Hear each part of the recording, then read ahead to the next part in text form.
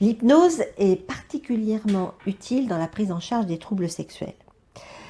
Mais il faut avant tout remettre un petit peu les choses dans l'ordre et dire qu'il y a beaucoup d'idées reçues autour de l'hypnose.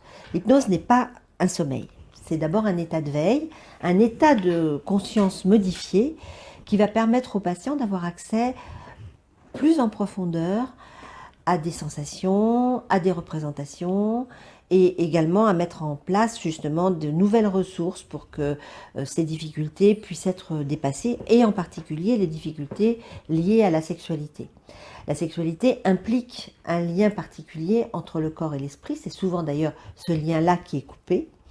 Le corps et la sensorialité, c'est un plan essentiel dans la sexualité en général, dans la sexualité globale, et aussi dans les difficultés sexuelles. Souvent, il y a des coupures de plaisir, de désir, et ces coupures entre tous ces grands pans de la sexualité impliquent aussi des relations qui parfois se compliquent dans le couple.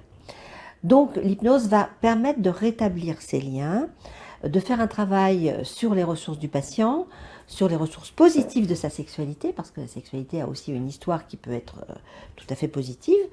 Donc c'est important de retravailler sur ces ressources positives, de prendre en charge aussi, par exemple, les traumatismes qui ont pu avoir lieu dans une histoire sexuelle et qui ont des conséquences sur la sexualité d'aujourd'hui. Et l'hypnose va permettre de retravailler tous ces plans, à la fois passés, mais aussi présents, et ici et maintenant, dans une relation particulière avec la personne, le professionnel qui va mettre en place ce processus hypnotique. Donc c'est aussi une relation de confiance éthique, ça c'est très important de le dire, cette relation éthique de la prise en charge des troubles sexuels par l'hypnose.